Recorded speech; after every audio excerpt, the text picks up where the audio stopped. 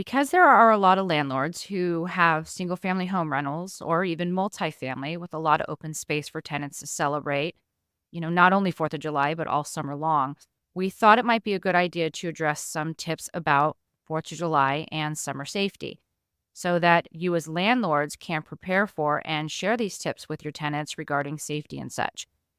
It will be a somewhat quick episode, which is nice.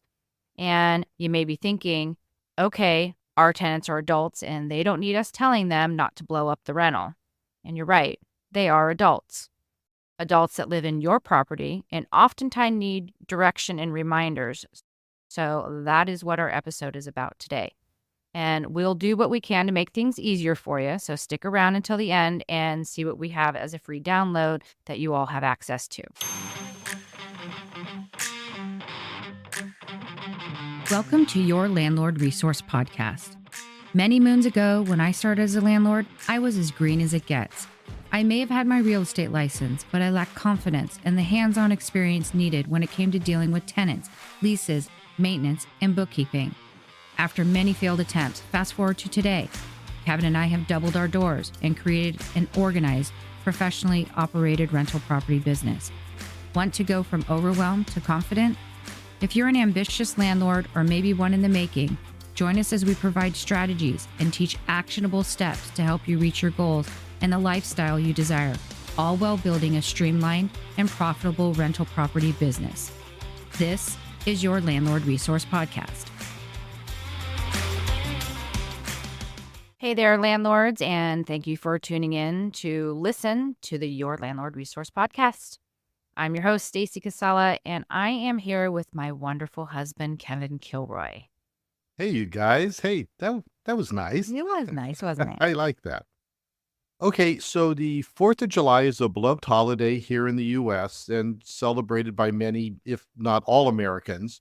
And we do that by way of barbecues, parades, boating, there's pool parties, and of course, fireworks.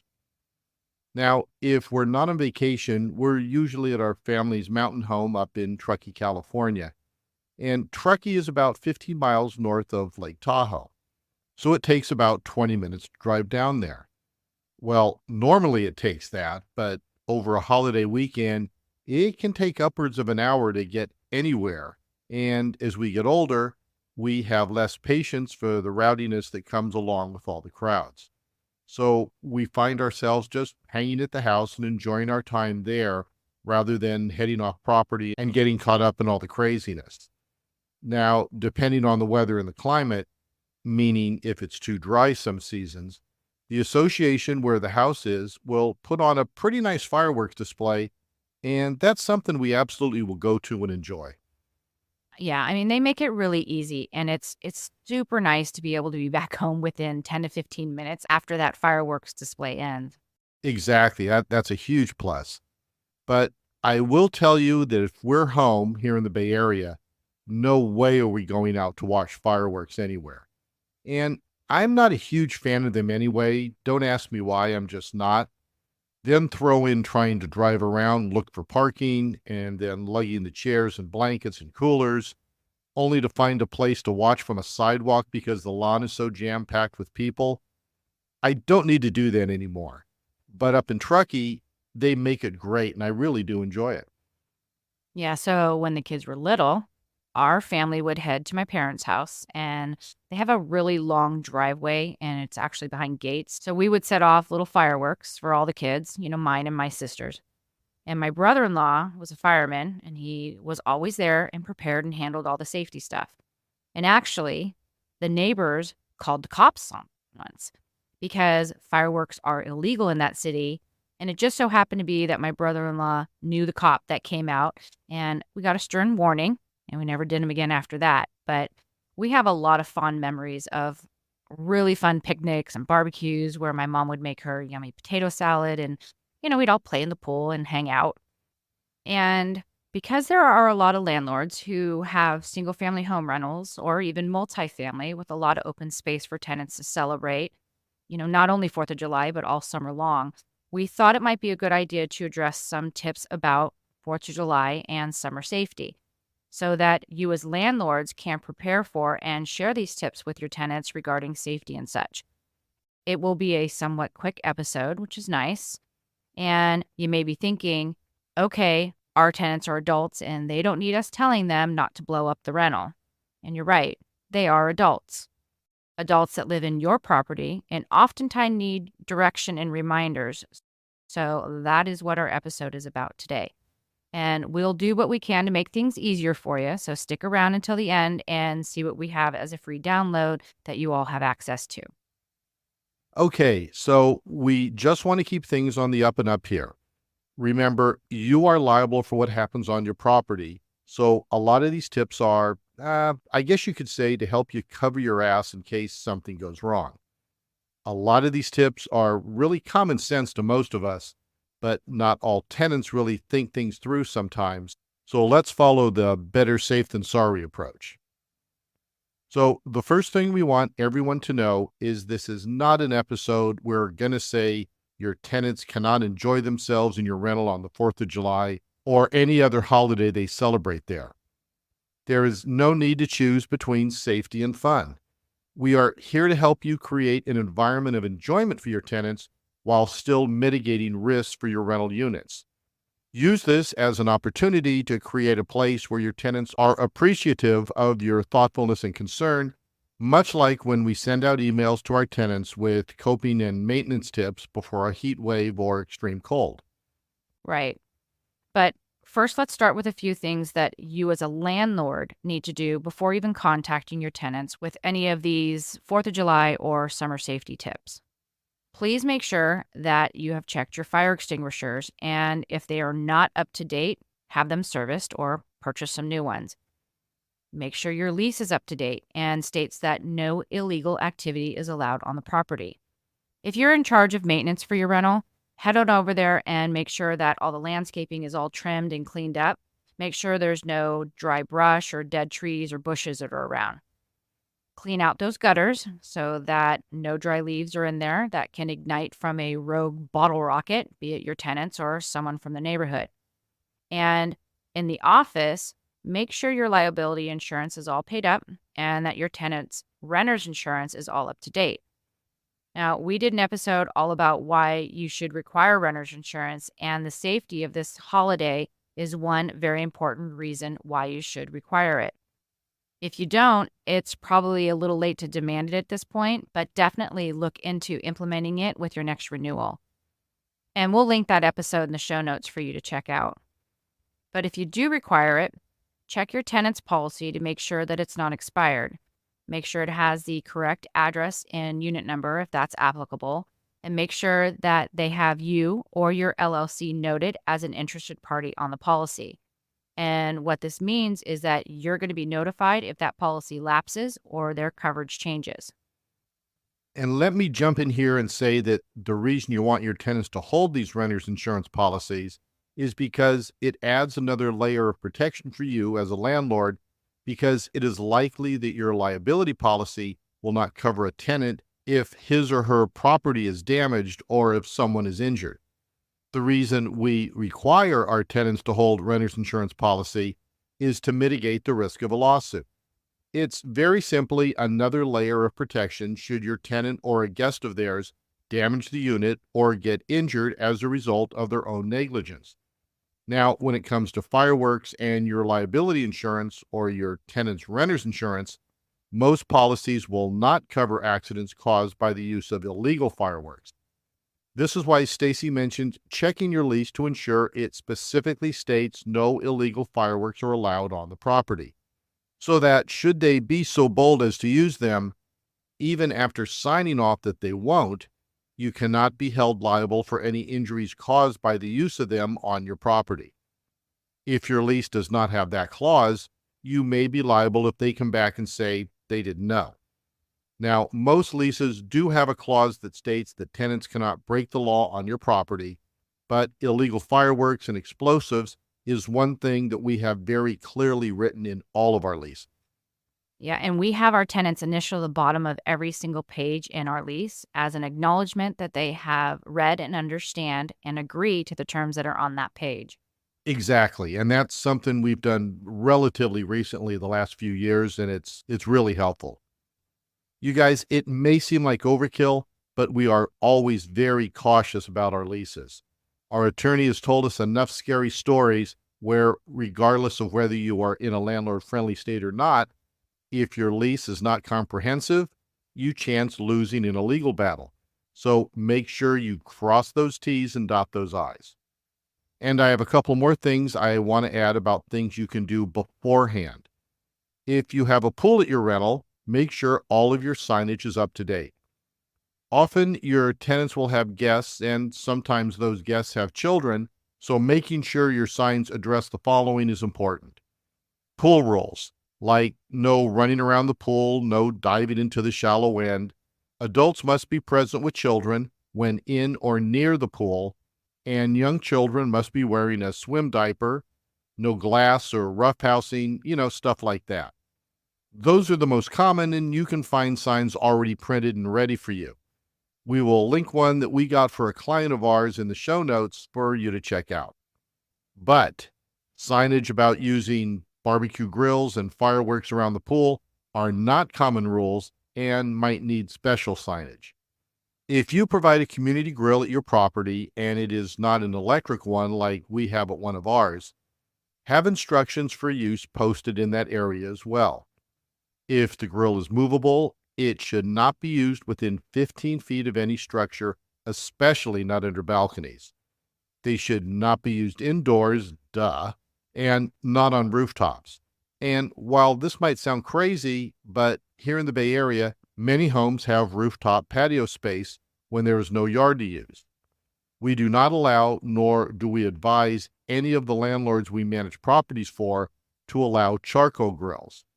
If you do, or if your lease does not have rules against this, then provide a metal bucket or a way for your tenants to dispose of the coals safely. Yeah, you guys, when I was a kid and we were at our cabin in Tahoe one summer, someone was using a Weber grill on their porch. And they cooked the meat, went in to eat. I'm sure they enjoyed their dinner, went to bed, and at 2 a.m., woke to the entire home engulfed in flames.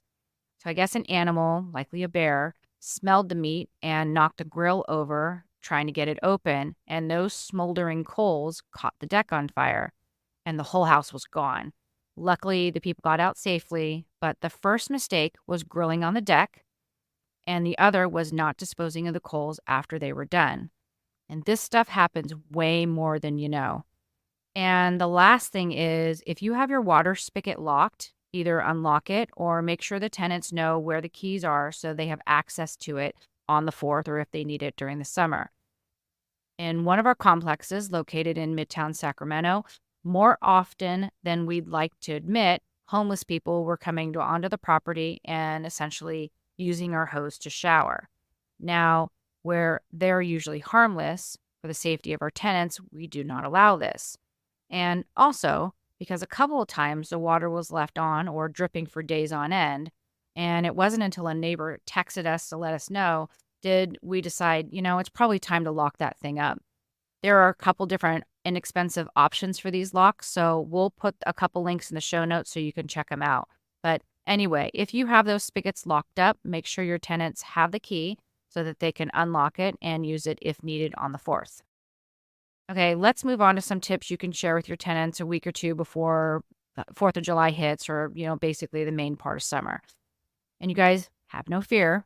We created a PDF flyer of the most common safety tips for you to use, and you can email it over along with your reminders, or you can laminate it and post it at the entrances of your multifamily properties.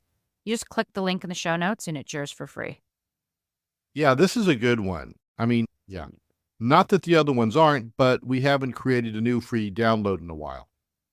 Okay, on to what you need to remind your tenants about.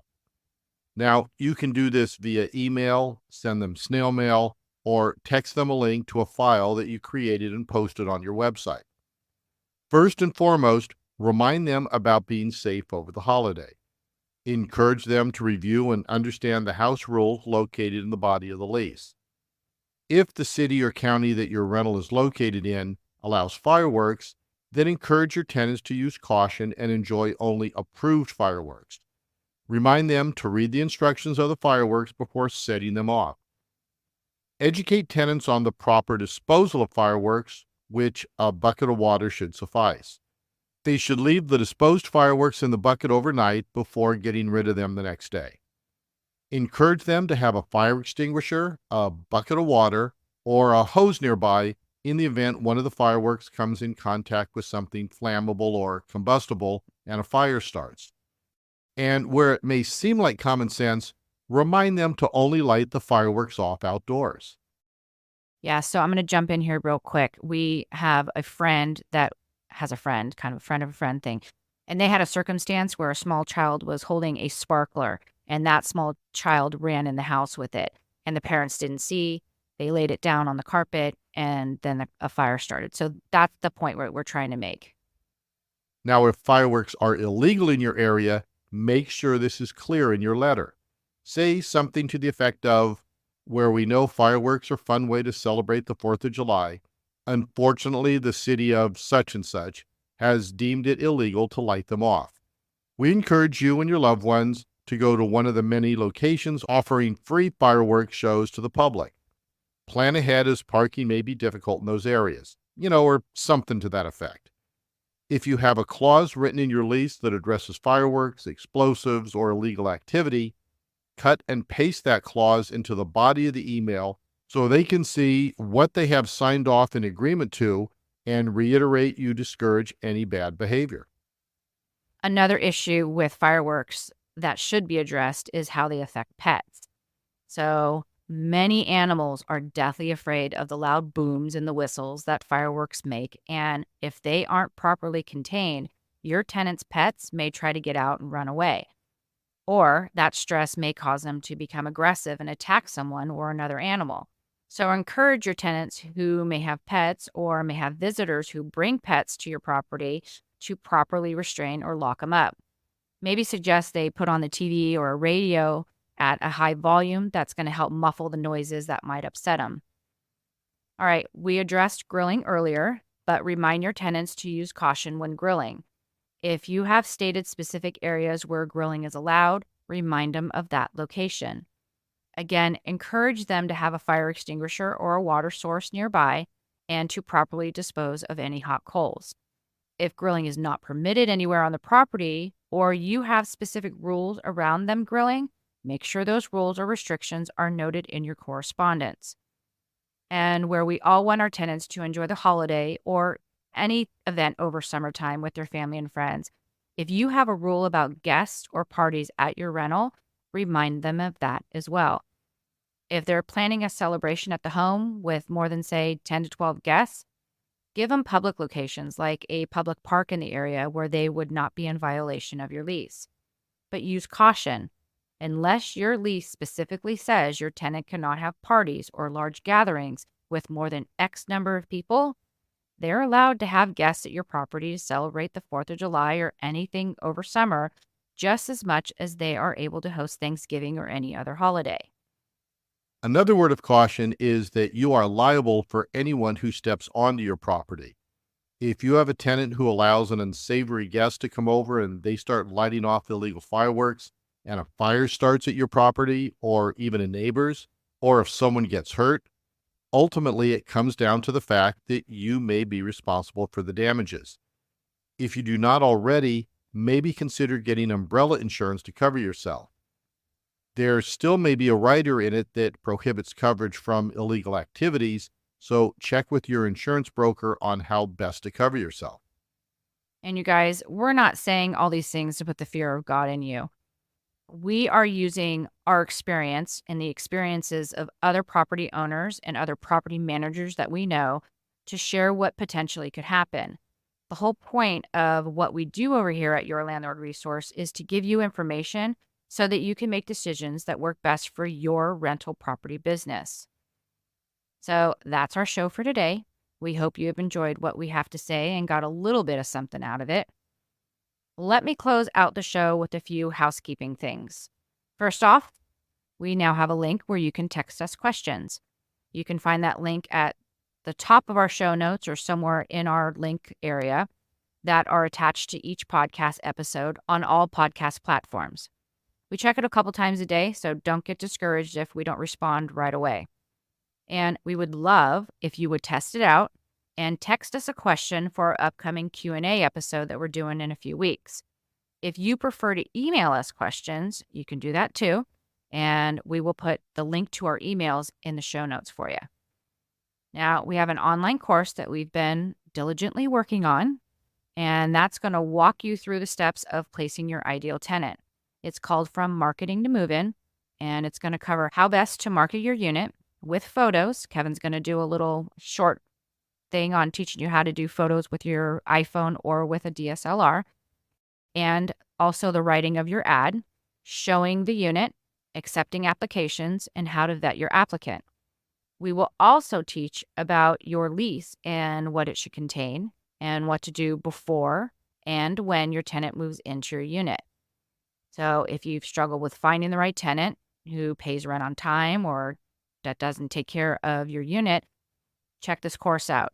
You can sign up to get on our wait list and potentially be part of our first beta group by using the link in our show notes.